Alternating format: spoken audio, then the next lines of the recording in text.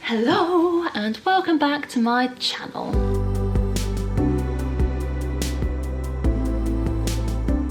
Now I've got to be honest, when recording this I've actually just filmed my whole video. I didn't do the intro before because I hoped that by the end of my filming I would have some idea of what I want to call this video, and as I'm filming I still haven't got a clue.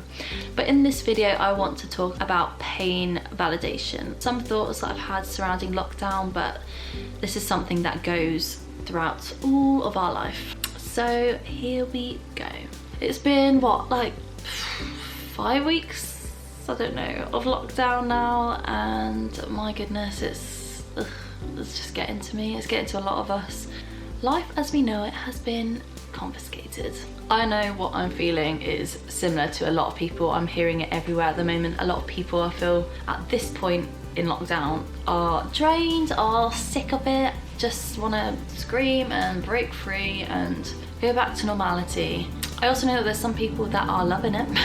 People that have been furloughed, they don't have to do a really stressful, busy job and just chilling and lounging around with a good group of housemates and are loving life. And then there are some who are in unimaginable circumstances, people that are trapped in homes where there's domestic abuse and there's no escape, there's no community, there's no support. There are people that have lost loved ones in this time. There are people whose businesses have been destroyed as a result of this, and there are those who are stuck in their homes with existing mental health conditions, completely isolated with no hope, no sight of support. In life inside and outside of lockdown, I could be frequently found thinking, it could be worse. Come on kids, get over it. Just be thankful you have this, that and the other. Just as frequently I've been the bearer and the receiver of this type of advice from other people. I'm just gonna say it now. I could say it at various points in this video, but I think that saying this is total emotional abuse. What we are going through, whatever pain we are facing, whatever struggles we have, there are going to be people that have it way worse. There are going to be people that don't have it as bad as you, but your pain is valid. I see all the time, I'll see various videos on YouTube or people talking about their circumstances and how they're struggling with them. There's always someone, usually more than just one person, in a comment section that has to say, oh well, at least it's not like as bad as it could be. It's almost irrelevant really when it comes to processing pain. I mean, it is irrelevant. It's not me saying that those people's pains aren't important, but the presence of those people's pains does not mean the absence of yours. Our pain doesn't just vanish at the sight of another's. We might not be going through anything as horrific as what else is going on in the world, whether that be poverty, loss, grief, family breakups, businesses breakdowns, mental illness. The list is endless, but that doesn't mean that your pain is invalid. Our pain should not be dismissed. It should not be denied. It's important to note that circumstances don't universally correlate to the same level of pain. And I don't know if that phrase is very well put, but what I'm trying to say is that you could have two people. Someone's unemployment could be an agonizing loss, and then to another a sweet release into something else. Some breakup might be an absolute flipping massive relief to one person and a heartbroken for another. Circumstances don't always correlate to pain.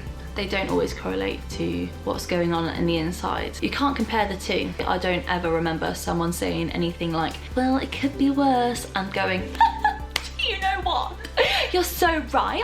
My heart is not broken anymore. Like, I don't even care that my nanny's died. Like, these phrases, these attempts of comfort may silence our outward expressions of pain, but the inner ache just screams louder than it did before. I think we're all guilty of looking at our circumstances and comparing them to others and feeling some sort of shame or need to deny how we feel because we see other things going on in the world, other things going on in our friends' and family's life that are maybe circumstantially worse. So we end up shutting ourselves down, we end up denying our right to feel, we feel ashamed that we feel that way, we feel guilty that we're feeling that way, and we just want to turn it off, move on. We want to slap ourselves in the face and tell ourselves we're being stupid, and yeah. It's not okay. Us denying our pain as well isn't going to take away the pain from another person. Our denial of our pain does not have any effect on them whatsoever. So why do we do it? Let me put it like this. If I broke my leg, I wouldn't not go to hospital because there are people there dying of cancer. Yeah, I might not die from a broken leg, but if I don't get that leg seen to by someone, don't go and seek help and support and get it treated, I could spend the rest of my life in absolute agony and a flipping awful limp. Even a paper cut can cause an infection, which can cause sepsis, which could kill you. It's important that we address our struggles and pain, no matter how big, how small, how irrational and irrational, how much greater or smaller it is compared to others. Pain is pain. We all feel it, and it's so important that we do, because it tells us when there is something wrong. It shouldn't be avoided, it shouldn't be numbed. It should be responded to with understanding, love, kindness, wisdom and patience. So, how can we better respond to pain? For historic or continued pain, I have said it before and I'll say it again, please speak to a professional. I'm just a 24-year-old girl who has faced some things in life, as we all have, and have built experience there. I've also been friends to people and helped and tried to learn how best to support them. I've also worked in the homelessness sector, so we see a lot of people that have mental health conditions, are facing substance misuse, have traumatic pasts. So I've accumulated some experience and some knowledge there. I'm not a trained counsellor, therapist, psychologist, or whatever you want to call it. This is just some advice that I would recommend as a friend, as a peer in your everyday life. But please do, if you're someone who's experiencing continued pain, stuff that stems back from trauma or from the past, something that's been ongoing and is feeling like it's impossible to manage, please speak to a doctor. So yeah, just disclaimer. Yeah. Anyway, here come my tips. Recognize your pain. We all feel pain. I mean, there are some people who actually have that really rare condition where they just don't feel pain. Probably be quite a nice way to live. But pain is actually really important. It's our mind and body's way of saying, hey, I think there's like a little bit of an issue here. Can you just help me, please? Some of us are pretty good at self-anesthetizing, and I can't even say that word, so I might have to put it up in a graphic on the screen. We can sweep the carpet under the dust. That might be hard. Sweep the dust under the carpet over and over and over again, but eventually that dust will spill out and create even more of a mess and a problem for us. Dismissing a pain doesn't get rid of it. Don't deny its right to speak. Notice how it feels, what area you feel it in, when you started to feel it, why you started to feel it, how you started to feel it. Emotional pain is just as important as physical pain. You are allowed to feel many things. With almost everything, there are multiple emotions that you'll feel towards one thing. Good few years ago now, I got my heart crushed by a boy rejecting me. I just remember for months on end just feeling like I was going to explode because I just could not figure out how I felt, and I was trying to label how I felt with one emotion. I remember with him, I felt rejected, I felt confused, I felt embarrassed, I felt angry, I felt afraid of the future. I also felt relieved that I dodged a bullet. I also felt excited that I had opportunities to explore less dickish men. I also felt loved and comforted because I had friends and family supporting me through this. So it's no wonder I couldn't figure out what emotion I felt, because I probably felt every single one of them. Validate yourself. Now this is quite an important one, considering that I'm talking about invalidation, but it's so important that when we're feeling things, when we are experiencing emotions, that we don't deny them, that we accept them, and we are not judgmental towards ourselves, that we don't shut ourselves off, that we don't deny our right to feel because we're ashamed of how you feel. I know with a lot of things I'll feel a certain way towards things and then I'm ashamed that I feel that way, or I feel guilty that I feel that way. But you feel that way for a reason, so accept it. Don't judge yourself for it. Be gracious to yourself for it. Shame can just go do one, honestly. Don't decide for yourself what you deserve and what you don't deserve. We are all human, and some of us are probably just a little bit more stupid than others. Pain relief. So I've gone to A&E quite a few times because I'm a clumsy little git, but when I've gone and I've hurt myself specifically, I'm almost always offered some paracetamol while I wait. Notice that when I'm using this analogy that I am being offered a safe, correct and appropriate dosage of paracetamol, something in a safe environment, something that is safe to me, something that is only temporary. When we're going through emotional pain as well, a little bit of pain relief isn't bad. That might be for some to go for a run, it might be to watch Netflix with some friends, it might be to go out for a nice greasy meal, it might be to scream into a pillow for 3 hours. This moment is really important. It should only be temporary. We should be able to recognize when perhaps we need to stop. A good few years ago now, I lost a friend. They didn't die, I just lost a friendship. And when it happened, it was really, really painful for me. So I turned to Netflix and takeaway. For a good few days, I would just lie in bed and watch anything that would numb my head. I think I turned to Gossip Girl. And I would get pizza pretty much every day. This was actually really good at first. It was what I needed. I just needed to zone out, I needed to relax, I needed to rest, I needed just to kind of try not to dwell on it too much, try not to wallow. And then it did get to a point after a few days where I wasn't actually able to go into work. I felt so low, I couldn't get out of bed, I didn't want to see my housemates, I didn't want to even open my bedroom door, I didn't want to shower, I didn't want to do anything. And that's when it started becoming a bit more of an issue. I started abusing these things. I had started to focusing on numbing rather than healing. And this leads me on to my next thing, allowing yourself to heal. I don't actually know, and this might be a really stupid thing to say, but I don't think there is any sort of injury or accident in which you can get instant healing from. If you scrape your knee or cut your hand on something, you don't just put a wet paper towel on it, pull it off, and it's magically fine. Though that's what the nurses at school made you believe. But those things, they have to scab, they hurt, it's hard to move your hands without there being pain, but over the course of days, weeks, it begins to close up, it's red, and then the scarring gets lighter and lighter and lighter until you can't see it anymore. It takes time and the healing can be painful. Self-reflection and processing is something that we need to do alone, but we shouldn't have to heal alone.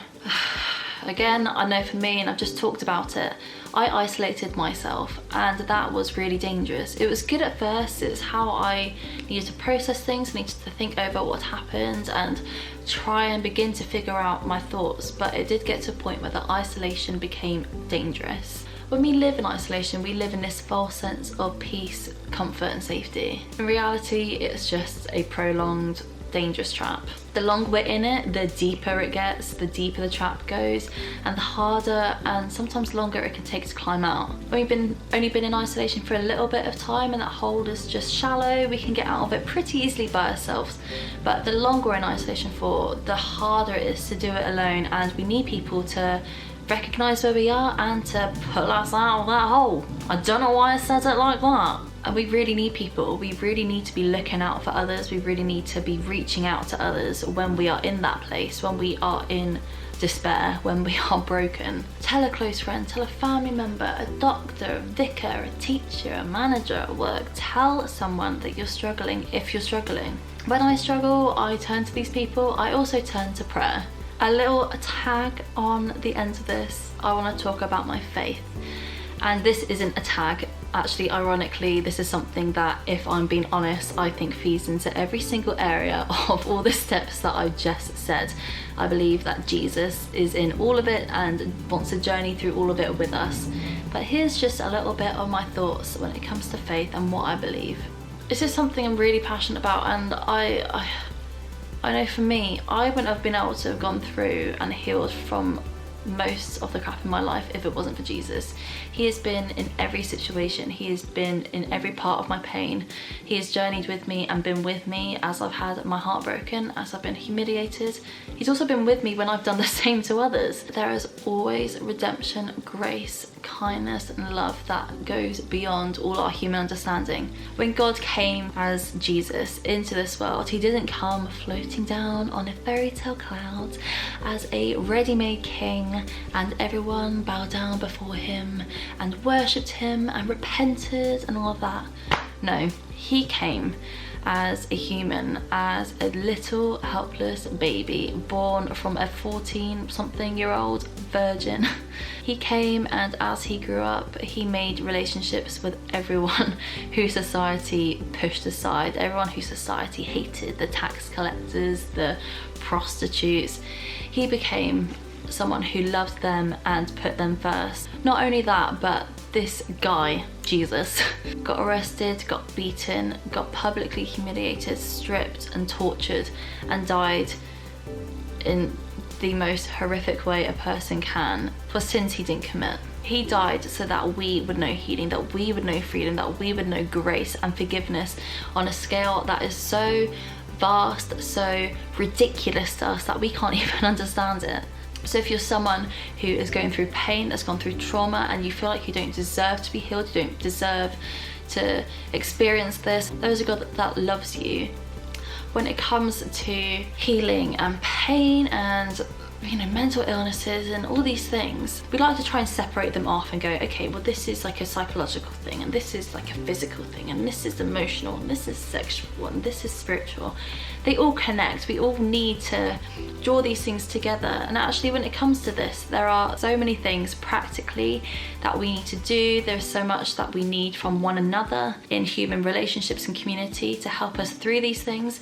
But we also need Jesus. Because of the way that Jesus lived, there is literally no pain, no humiliation that he doesn't understand, that he hasn't endured. There is no wound so deep, no mistake so bad, no sin so shameful, and no past that he can't heal and restore. Your pain matters. I believe it matters to him more than you will ever know. So if you're someone who has suffered in silence when it comes to pain, if you're someone who has dismissed yourself, who denies yourself the right to feel because there are far worse things going on in the world, or you think you're being stupid, or you think you're being selfish, or whatever the reason, pain is important. Your pain is there for a reason. Explore it, process it, heal from it. Don't do it alone. And know that you are loved. Know that you are important. Your pain is important, no matter how big, how small, how irrational, how irrational, how bigger or greater it is than another's pain. It's your pain and it's important. Validate it. I really hope that this has been helpful, especially in this time when we're struggling a little bit and we're in pain and we're tired and weary and done. I hope that this, speaks to you, that you can practically be able to address what's going on and journey through it in a healthy way. Please subscribe to me. I'll be putting more videos out. Give it a thumbs up. Please share this video too. Thank you for watching, and I'll see you in another video. Goodbye.